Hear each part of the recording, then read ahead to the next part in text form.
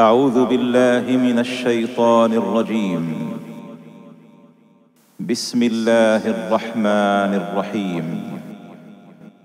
يا أيها الذين آمنوا إذا نودي للصلاة من يوم الجمعة فاسعوا إلى ذكر الله وذروا البيع ذلكم خير لكم إن كنتم تعلمون. أعوذ بالله السميع العليم من الشيطان الرجيم. بسم الله الرحمن الرحيم. الحمد لله والصلاة والسلام على رسول الله الكريم. أيها الإخوة الكرام، أيها الأخوات الفضيلات، السلام عليكم ورحمة الله تعالى وبركاته. Dans le cadre d'une semaine du vivre ensemble qui s'organisera à Istres, nous avons l'honneur, nous avons le plaisir d'accueillir Cheikh Abdelrazak Gessoum. Cheikh Abdelrazak Gessoum, pour ceux qui ne le connaissent pas, هو رئيس جمعية علماء المسلمين الجزائريين. Ce n'est pas quelque chose qui vient de nulle part. جمعية علماء المسلمين هذه يا جماعة في الجزائر a été fondée par quelqu'un qui s'appelle عبد الحميد ابن باديس. الشيخ الغزالي عليه رحمة الله كنت بعض مجددي العصر القرن les réformateurs de ce siècle passé يقول ما كانش واحد يقول حسن بن عليه رحمة الله يقول qu'il y a un groupe qui parmi هذه المجموعة هذه كاين عبد الحميد ابن باديس. جمعية علماء المسلمين إذا عبد الحميد ابن باديس يدور aujourd'hui عبد الرزاق باسم الدكتور معنا الشيخ معنا ça dénonce de la valeur de l'invité qu'on a eu الله يجازيكم. هذا دليل على قيمة الرجل، هذا الضيف العظيم الجليل، هذا الشيخ الفاضل الذي هو معنا بإذن الله تبارك وتعالى. فراح يدير لنا درس الله يجازيكم الله يكرمكم.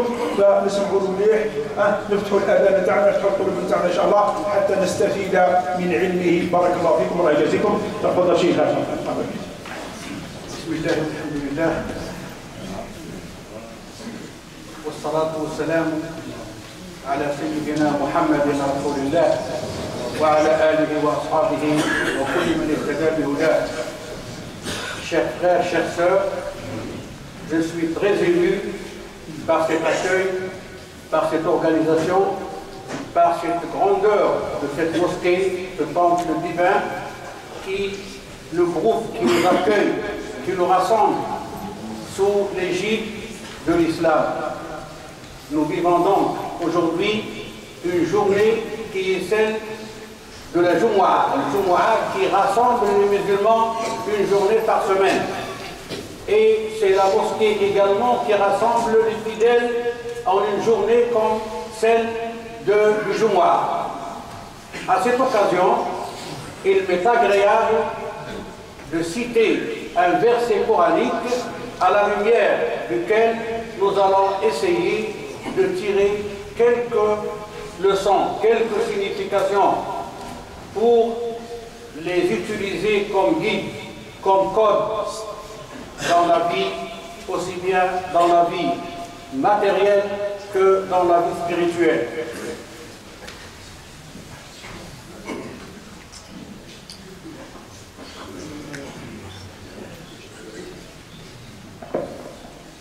Je disais donc, c'est une occasion qui s'offre à nous tous afin de pouvoir méditer, réfléchir sur la situation, la réalité de la Ummah, de la communauté musulmane et notamment la communauté musulmane en Occident, en Europe, en France et ici exactement. Le but, l'essentiel de cette causerie, de cette rencontre, n'est pas d'écouter un verset, d'écouter quelques explications à la lumière du verset, mais surtout d'en tirer les conclusions nécessaires, d'en tirer les leçons à utiliser comme code, comme je viens de le dire.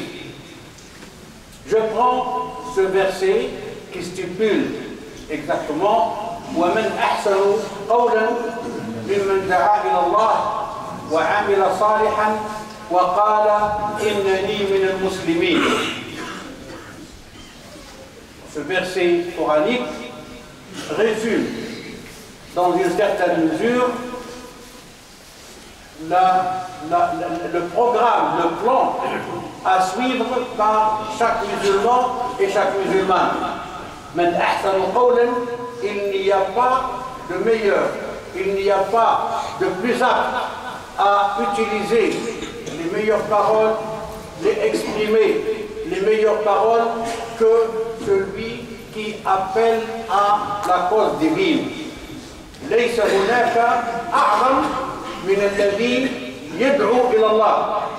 الدعوة إلى الله, appelée en faveur de la cause de Dieu, nécessite un ensemble de critères, nécessite toutes les conditions, nécessite des devoirs et des aptitudes.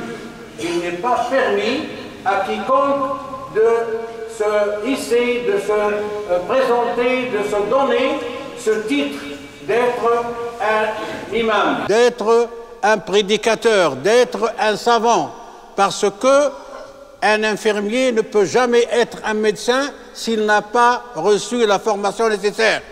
Et c'est la même chose en ce qui concerne la cause divine, en ce qui concerne la propagation du savoir islamique. La société islamique, malheureusement, souffre de ce problème, souffre d'un ensemble d'obstacles qui nécessitent à surmonter, à dépasser et à trouver le remède nécessaire. Men ahsanu qawlan mimman da'a ila Allah. Il n'y a pas donc de plus noble, de plus apprécié que d'appeler en faveur de la cause de Dieu. Mais appeler en faveur de la cause divine nécessite, comme je viens de le dire, tout un ensemble de critères. C'est-à-dire, il faut d'abord être apte à assumer cette responsabilité. Il faut être apte à être fidèle à la transmission du message divin. Parce que le message divin n'est pas un message quelconque. C'est un message qui nécessite beaucoup de formation, beaucoup d'intelligence, beaucoup d'interprétation et beaucoup de fidélité. الإنسان باش يستطيع أن يدعو إلى الله لازم يكون عنده الضمانات الكافية، يكون عنده المطالب المطلوبة، وهو أن يكون عالما بحق، وأن يكون عالما بأسباب النزول، les causes de la révélation, parce que chaque verset coranique a des révélations, a des circonstances de révélation qui nécessitent de placer le verset coranique dans son contexte. Le contexte coranique a tout un environnement de la révélation, un environnement des causes de cette révélation, un environnement des gens qui ont transmis ce verset coranique. C'est pourquoi être apte, c'est-à-dire être bien informé, bien introduit des circonstances de la révélation, et c'est déjà un critère nécessaire. Deuxièmement, l'approfondissement en culture arabe, parce que ce verset coranique nécessite beaucoup de connaissances en langue. Et la langue arabe est une langue riche par les sens propres et les sens figurés, et il faut être vraiment en mesure de savoir où se situe le sens propre et le sens figuré pour pouvoir placer le verset dans sa véritable dimension. Troisièmement, la sincérité et le dévouement dans la transmission de ce message. Parce que celui qui n'est pas propre physiquement et moralement, spirituellement, ne peut pas être apte à transmettre le verset coranique. Celui qui n'est pas bien introduit dans la culture arabo-islamique, dans la civilisation islamique, dans l'histoire de la civilisation islamique, ne peut pas non plus être apte à transmettre le verset coranique. Et quatrièmement, c'est surtout le comportement exemplaire pour être apte à transmettre le verset coranique et le sens du verset coranique. Il faut commencer par donner le modèle, l'exemple aux autres, parce que cela nous amène à dire que l'appel à la cause divine n'est pas seulement la tâche de l'imam, n'est pas seulement la tâche du muezzin, elle est la tâche de chaque musulman et de chaque musulmane. Chacun par la parole et l'autre par le comportement, par la conduite, parce qu'il y a des gens qui se convertissent à l'islam grâce au comportement de certains musulmans, grâce à la bonne conduite de certains musulmans. L'honnêteté, la sincérité, la droiture, etc. Ce sont des critères qui attirent les non-musulmans vers l'islam. C'est pourquoi nous disons souvent, lorsqu'on est jugé par l'islam, beaucoup de gens nous donnent raison et viennent à la communauté musulmane. Mais malheureusement, lorsqu'on est jugé par certains musulmans, certains s'éloignent de l'islam. Beaucoup d'exemples, dont le temps ne nous permet pas de citer des exemples, mais beaucoup de gens qui se sont convertis à l'islam se sont convertis à l'islam grâce à certains comportements, à de bonnes conduites par certains musulmans. Mais c'est surtout la référence du livre saint, du Coran, qui est à l'origine de la conversion de certains non-musulmans. C'est pourquoi nous insistons من أحسن قولا ممن دعا إلى الله وعمل صالحا, la bonne conduite, belle œuvre, le comportement exemplaire, عمل صالحا. Donc عمل صالح, la bonne action, est un moyen de propager la cause divine, de propager le message divin, de propager l'exemple coranique afin d'attirer les gens vers l'islam et afin de convaincre par le Coran les gens de l'islam. وَقَالَ إِنَّنِي مِنَ الْمُسْلِمِينَ, et le fait d'appartenir à la communauté musulmane n'est pas une simple parole à exprimer, mais c'est surtout une conviction, être convaincu de l'appartenance à cette communauté qui est considérée par Allah comme la meilleure communauté créée par Dieu. Ce n'est pas par la richesse des musulmans, ce n'est pas par la couleur des musulmans, ce n'est pas par la noblesse des musulmans, mais c'est surtout par l'honnêteté, par la piété, par la conviction religieuse. Ce sont ces convictions qui se traduisent par les actes. En marchant, en visitant, en se promenant dans la société, nous verrons des exemples des sociétés. وَمِنَ النَّاسِ وَمِنَ النَّاسِ وَمِنَ النَّاسِ وَمِنَ النَّاسِ مَنْ يُعْجِبُكَ قَوْلُهُ وَمِنَ النَّاسِ مَنْ يَتَّخِذُ مِنْ دُونِ اللَّهِ أَنْدَادًا. يعني plusieurs exemples de sociétés nous côtoyons, nous sommes en mesure de côtoyer certains modèles de la société musulmane ou de la société humaine. Mais l'islam, qui est une religion universelle, comme vous le savez tous, est une religion qui ne se limite pas à une tribu, qui ne se limite pas à une région, qui ne se limite pas à une ethnie, mais c'est la religion de tous et de toutes. Que chacun et que chacune soit persuadé, soit convaincu que c'est la tâche qui incombe à l'un et à l'une. Donc n'essayez pas de jeter la responsabilité seulement de la propagation de l'islam, de jeter cette responsabilité sur l'imam ou sur le muaddin ou sur le savant, parce que nous sommes tous responsables de cet islam et nous sommes tous responsables de sa propagation par la meilleure exemplaire, par la meilleure par le meilleur exemple afin de convaincre tous et de convaincre tout le monde. Ce verset coranique vient après un verset et suivi d'un autre verset. إن الذين قالوا ربنا الله ثم استقاموا تتنزل عليهم الملائكة ألا تخافوا ولا تحزنوا وأبشروا بالجنة التي كنتم توعدون. هذه الأولى اللي قبل الآية. اللي بعدها ولا تستوي الحسنة ولا السيئة ادفع بالتي هي أحسن فإذا الذي بينك وبينه عداوة كأنه ولي حميم. Donc, صدق الله العظيم. إن الذين, ceux qui se déclarent, ceux qui expriment, ceux qui se disent, قالوا Dieu, Allah est notre Seigneur. Allah est notre Seigneur et notre Créateur.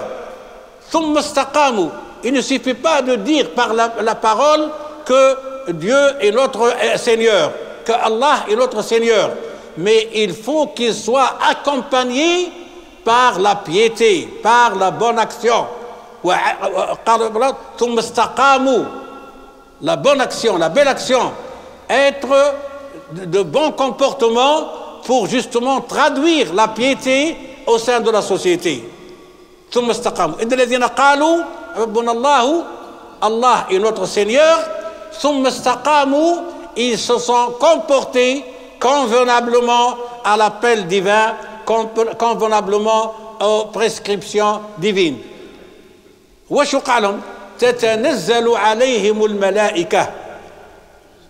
Les anges viennent se descendre sur eux pour leur dire La takhafu wa la tahzanu. N'ayez pas peur et ne soyez pas affolés. N'ayez pas peur et ne soyez pas affolés parce que وقتاش تنزل عليهم الملائكة في ساعة الموت. La mort est la réalité et la vérité humaine. N'est pas seulement la vérité islamique, mais la vérité humaine. Chaque humain doit croire qu'il y a une fin un jour, qu'il subira le même sort que les êtres humains. Alors, les musulmans et les musulmanes se distinguent en ce moment-là par la descente des anges qui viennent leur apporter l'apaisement à ce moment difficile. La takhafu wa la tahzanu. N'ayez pas peur de ce que vous allez trouver après la mort et ne soyez pas affolés de ce que vous avez laissé derrière vous comme fortune, comme famille, comme enfants. Nous les prendrons en charge. Nahnu awliya'ukum, nous sommes vos protecteurs, aussi bien dans cette vie-là que dans l'au-delà. Il n'y a pas de plus logique, de plus réaliste que ce Coran qui nous rassure dans cette vie-là et nous rassure dans l'au-delà. La takhafu wa la tahzanu wa abshiru bil jannati allati kuntum tu'adun. Vous aurez le paradis selon les promesses qui vous ont été données par Allah. Donc, هذا الأحسن قولا جي comme condition, comme résultat des conditions déjà précitées. ومن بعد يقول لك ولا تستوي الحسنة ولا السيئة. Le mal et le bien ne sont pas pareils. الحسنة ولا السيئة ما همش كيف كيف. Qu'est-ce qu'il faut faire alors? Qu'est-ce qu'il y a lieu à faire et à réaliser? Idfa' billati hiya ahsan. Comporte-toi, mène-toi de la meilleure façon, du meilleur exemple pour justement donner aux autres le meilleur exemple. Comment? Que celui qui a commis une faute, une erreur contre toi, pardonne-le. Donne-lui l'exemple du pardon. Donne-lui l'exemple de la tolérance. Parce que l'islam est par excellence la religion du pardon et de la tolérance. Mais malheureusement, ce que nous constatons dans la vie de la communauté musulmane, c'est totalement le contraire. C'est tout à fait la violence aveugle. C'est malheureusement la violence aveugle qui règne quelquefois dans certains milieux de la communauté musulmane. Que les musulmans, donc, que la communauté musulmane soit consciente de ce qu'elle a et comment elle se doit. Elle a cette fortune, ce trésor qui est le Coran. Elle a été agréée par Allah afin de porter le message divin, et il n'y a pas de titre plus honorifique que ce titre. Mais également, elle doit être exemplaire, elle doit être au niveau de cette confiance placée afin de pouvoir être apte de la confiance placée en elle par Allah. فَإِذَا الَّذِي بَيْنَكَ وَبَيْنَهُ عَدَاوَةٌ كَأَنَّهُ وَلِيٌّ حَمِيمٌ. Celui qui se considère comme un ennemi pour toi devient le meilleur ami grâce à ton acte, grâce à ton pardon, grâce à ta tolérance, grâce à ton ouverture, grâce à ton amour. Ce sont les valeurs humaines et islamiques qui rendent l'être musulman dans cette situation vraiment exemplaire. Chers frères, chères sœurs,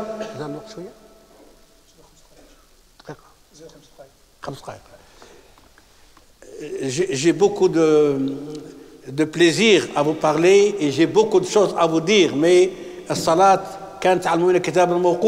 prière est réglée par l'horaire, donc nous sommes tenus à respecter la réglementation de l'horaire de la prière pour pouvoir. Donc je vais essayer de conclure pour vous dire, cette journée qui est celle du vendredi doit servir d'exemple de ce rassemblement. Ce rassemblement hebdomadaire est l'occasion qui est offerte par l'islam à la communauté musulmane. Que la communauté musulmane saisisse cette occasion pour justement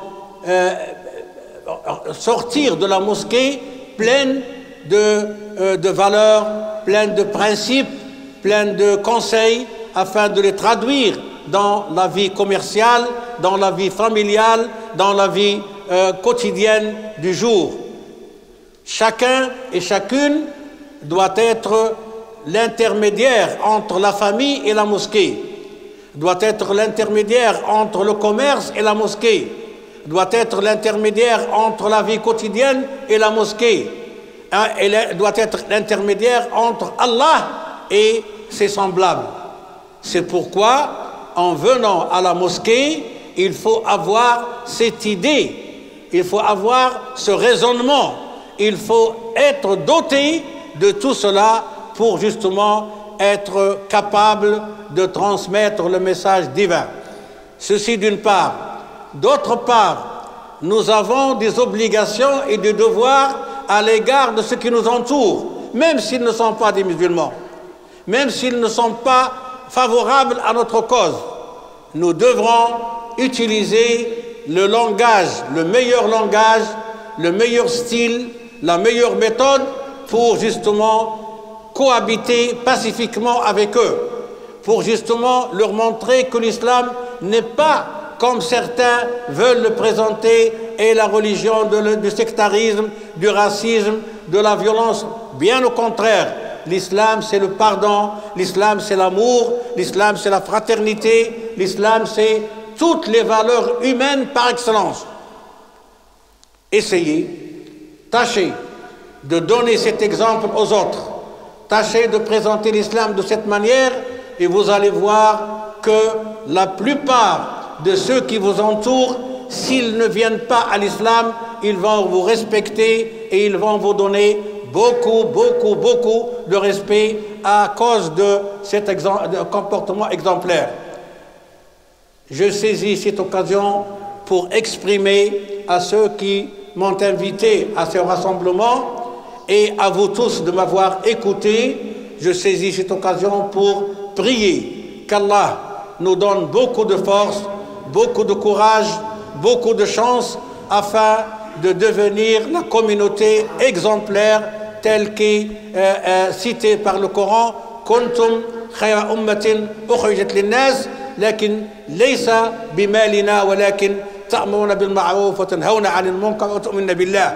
Ce sont les trois critères qui nous font de nous la communauté exemplaire. Je vous remercie. Wassalamu alaikum wa rahmatullahi ta'ala wa barakatuh.